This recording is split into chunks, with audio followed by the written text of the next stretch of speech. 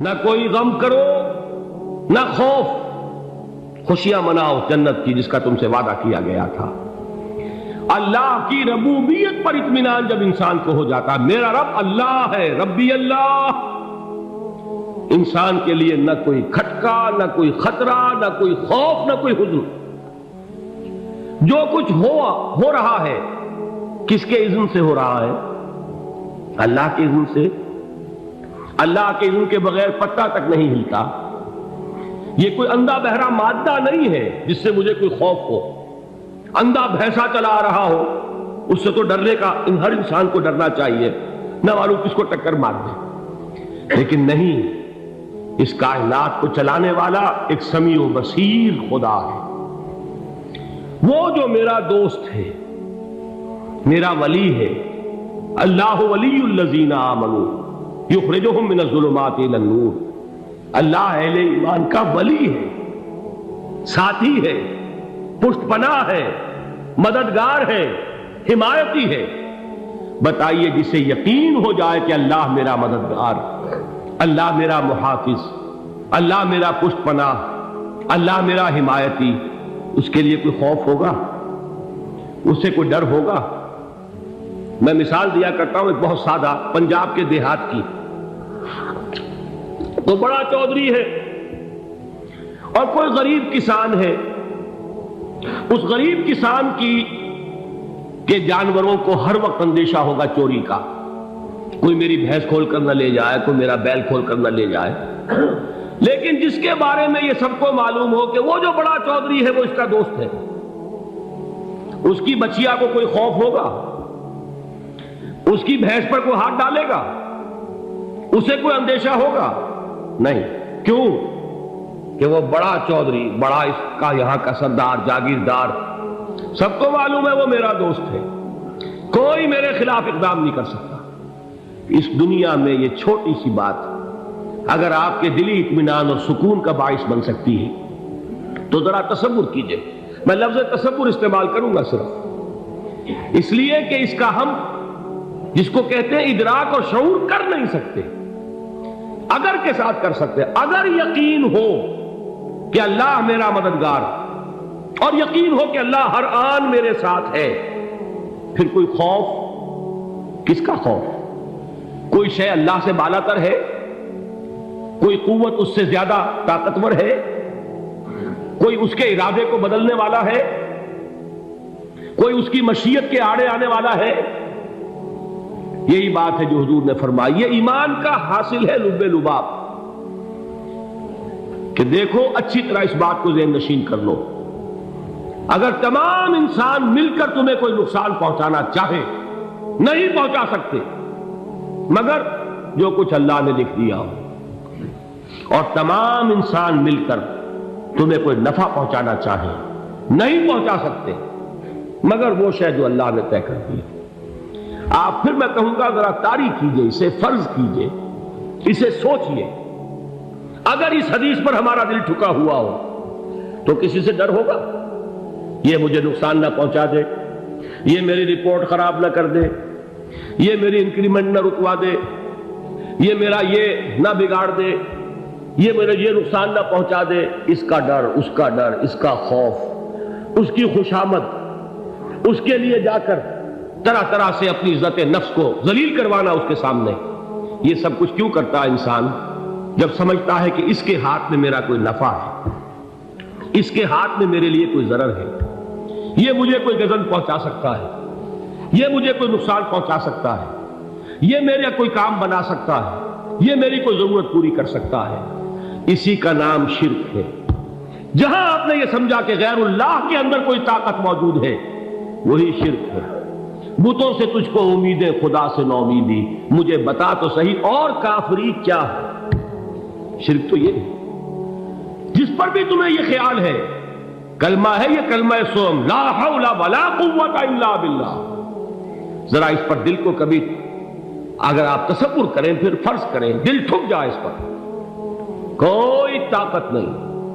یہی بات تھی جو شیخ عبد القادر جیلانی رحمۃ اللہ علیہ نے اپنی وصیت میں اپنے بچے سے کہی۔ 11ویں دینے والے ہیں لیکن حضرت شیخ عبد القادر جیلانی کی وصیت اور تعلیمات کو کتنے لوگ ہیں تم جانتے ہو؟ یہ جن مقامات تک پہنچے ہیں وہ کس چیز کی بدولت پہنچے؟ انہوں نے جو پیغام دیا وہ کیا تھا؟ اے میرے بچے، جس طریقے سے قرآن مجید میں حضرت لقمان کی نصیحتیں جو ہے نقل کر دی گئی ہیں، میں یہ عرض کروں گا بالفرض اگر قرآن حضرت عبد القادر جیلانی کے بعد نازل ہوا ہوتا تو شیخ عبد القادر کی یہ نصیحتیں بھی قرآن میں درج ہوتی۔ اتنی اونچی نصیحتیں ہیں۔ اے میرے بچے، اس حقیقت کو ذہن نشین کر لے، لا فاعل فی الحقیقت ولا مؤثر الا اللہ۔ اس کائنات میں نہ کوئی فاعل حقیقی ہے نہ مؤثر حقیقی ہے سوائے اللہ۔ کسی شے میں کوئی تاثیر نہیں اگر اللہ نہ چاہے۔ آگ جلا نہیں سکتی اگر اللہ نہ چاہے، پانی ڈبو نہیں سکتا اگر اللہ نہ چاہے، زہر ہلاک نہیں کر سکتا اگر اللہ نہ چاہے، کوئی چیز فائدہ نہیں پہنچا سکتی اگر اللہ نہ چاہے۔ تو در در پہ کیوں سر جھکاتے ہو؟ در در پر کیوں جبیں سائی کرتے ہو؟ سب کے سامنے کیوں ہاتھ پھیلاتے ہو؟ ایک اللہ سے مانگو، ایک اللہ کے سامنے زمین پر اپنی جبین رکھو۔ لا فاعل فی الحقیقت ولا مؤثر الا اللہ۔ نظر آتا ہے ہمیں کہ پانی پیاس بجھا دیتا ہے، پیاس بجھانے کی صلاحیت پانی میں نہیں ہے، اللہ کے اذن سے۔ کھانا بھوک مٹا دیتا ہے، بھوک مٹانے کی صلاحیت کھانے میں نہیں ہے، اذن رب میں۔ دیکھیے یہی یقین تھا حضرت موسیٰ علیہ السلام کا واقعہ یاد کیجئے۔ سامنے سمندر آ گیا ہے، قوم دیکھتی ہے پیچھے کہ گرد و غبار کا طوفان، معلوم ہوا کہ فرعون اپنے لشکر سمیت آ گیا۔ لشکر جب چلتا تھا تیز رفتاری کے ساتھ تو گرد و غبار کا جو طوفان اٹھتا تھا اس کا تصور کیجیے، اور لمحہ بلمحہ وہ قریب آ رہا ہے۔ پوری قوم نے کیا کہا؟ اے موسیٰ انا لمدرکون، اے موسیٰ ہم کو پکڑے گئے۔ قرآن مجید میں تو یہاں وہ باتیں نہیں لکھی ہیں، لیکن تورات میں یہ درج ہے کہ بنی اسرائیل جھگڑنے لگے، دست و گریبان ہو گئے موسیٰ کے ساتھ۔ موسیٰ نے یہاں مروایا لا کر، اس سے تو ہم ہی بہتر تھے، وہاں کھانے کو ملتا تھا، زندگی تو تھی، بیگار ہم کر رہے تھے، موت تو نہیں تھی۔ اب جو کچھ ہوگا اس کا تصور کرو، جس طریقے سے ہمارے ٹکڑے اڑائے جائیں گے۔ تو لڑ رہے ہیں حضرت موسیٰ علیہ السلام سے، یہ تورات کی تفصیل ہے۔ قرآن میں صرف اتنا آیا ہے، پریشان ہو کر انہوں نے کہا انا لمدرکون، موسیٰ ہم کو پکڑے گئے۔ اس وقت موسیٰ کا جواب کیا ہے؟ کلا ان معی ربی سیہدین، نہیں، میرے ساتھ میرا رب ہے، وہ راستہ دے گا۔ بتائیے کہاں راستہ نظر آ رہا ہے؟ یہ ہے ایمان بالغیب۔ راستہ نظر نہ آئے تب اللہ پر یقین ایمان ہے۔ جیب میں پیسے ہوں اور تب دل کو اطمینان ہے تو ایمان کس پر ہوا؟ پیسے پر، اللہ پر نہیں۔ جب وسائل و ذرائع نہ ہو اور پھر یقین ہو کہ اللہ مسبب الاسباب ہے، وہ اسباب کا پابند نہیں ہے، وہ اسباب کا محتاج نہیں ہے، اسباب اس کے محتاج ہے۔ اگر یہ یقین ہے تو اللہ پر ایمان ہے، یہ نہیں ہے تو تمہارا ایمان اسباب پر ہے، وسائل پر ہے، ذرائع پر ہے، مادیات پر ہے، اللہ پر نہیں۔ اس وقت کہاں راستہ تھا؟ کوئی راستہ تھا؟ سمندر ہے اور ادھر سے لشکر آ گیا ہے۔ کلا ان معی ربی سیہدین۔ اب دیکھیے ایمان کہہ دینا آسان ہے، ہوا معکم اینما کنتم، جہاں کہیں بھی تم ہوتے ہو اللہ تمہارے ساتھ ہوتا ہے، لیکن اس کا یقین قائم ہو جائے تو زمین و آسمان کا فرق واقع ہو جائے۔ یہی بات ہوئی حضور کے ساتھ۔ غار ہے، چھپے ہوئے ہیں محمد رسول اللہ اور آپ کے وہ یار غار ابو بکر صدیق رضی اللہ تعالی عنہ۔ اقبال نے حضرت ابو بکر کی شان میں چند اشعار کہیں صرف، لیکن واقعہ یہ ہے کہ بھاری بھاری نظموں پر اور قصیدوں پر بھاری، طویل ترین نظمیں اور قصیدے ہوں ان پر بھاری۔ ہمتیں ابو بکر کی ہمت جو ہے، کشت ملت را چوں ابر، جیسے بارش سے کھیتی اپجتی ہے، ابو بکر کی ہمت اور عزیمت اس امت کو اسی طرح سینچنے والی ہے۔ ثانیے اسلام و غار و بدر و قبر، وہ دوسرے تھے اسلام میں، دوسرے پہلے کون تھے؟ انا اول المومنین، حضور فرماتے ہیں سب سے پہلا ایمان لانے والا میں، دوسرے ابو بکر۔ ویسے ہمارے ہاں یہ چلتا ہے اختلاف، حضرت علی پہلے ہیں کہ حضرت ابو بکر پہلے ہیں، لیکن اس میں بڑی خوبصورت تطبیق قائم کی ہے علماء نے، اور بہت صحیح ہے۔ چار کے بارے میں فیصلہ ہی مت کرو کہ کون پہلے، ان کی ایک عجیب تقسیم کر دی ہے۔ آزاد مردوں میں، بالغ مردوں میں سب سے پہلے ابو بکر، بچوں میں سب سے پہلے علی، خواتین میں سب سے پہلے خدیجہ، اور غلاموں میں سب سے پہلے زید بن حارثہ۔ بڑی پیاری تقسیم ہے، یہ چاروں ہی پہلے ہیں، ہر ایک کے لیے اولیت ہے۔ اور واقعہ یہ ہے کہ اگر زمانی اعتبار سے تعین ہوگا تو پہلے خدیجۃ الکبریٰ آئیں گی رضی اللہ تعالی عنہ، کسی اور سے بات کرنے کی نوبت بعد میں آ سکتی ہے، پہلے تو اہلیہ محترمہ سے بات ہوئی، آتے ہی پہلی وحی ہوئی ہے، ابھی تبلیغ کا حکم نہیں تھا۔ کس کو بتایا واقعہ؟ ابھی اپنی نبوت کی تبلیغ کا تو حکم ہی نہیں آیا، واقعہ کس کا ہے؟ وہ خدیجہ کا ہے۔ جب کہا ہے کہ خشیت علی نفسی، مجھے اپنی جان کا اندیشہ ہے، تو کیا جواب دیا خدیجہ نے رضی اللہ تعالی عنہا؟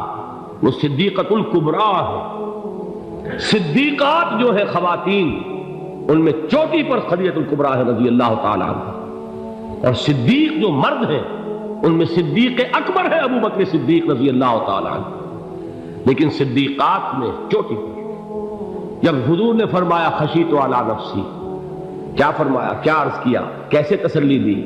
نہیں نہیں، اللہ آپ کو ضائع نہیں کرے گا، آپ غریبوں کے ہمدرد ہیں، آپ مساکین کے تکالیف رفع کرنے والے ہیں، آپ بیواؤں کی سرپرستی کرتے ہیں، آپ مسافروں کی خدمت کرتے ہیں، اللہ آپ کو ضائع نہیں کرے گا۔ یہ یقین ہے اس خاتون کے اندر۔ خیر وہ ایک علیحدہ بات ہو جائے گی۔ میرے دل پر حضرت خدیجہ رضی اللہ تعالیٰ عنہ کی شخصیت کا بڑا گہرا نقش ہے، جو وہ کوئی اور ہی وقت اور موقع ہوا تو بیان ہوگا۔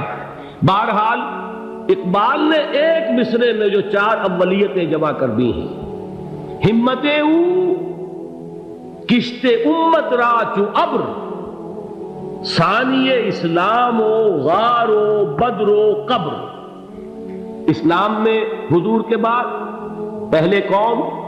ابو بکر۔ غار میں حضور کے ساتھ کون؟ ابو بکر۔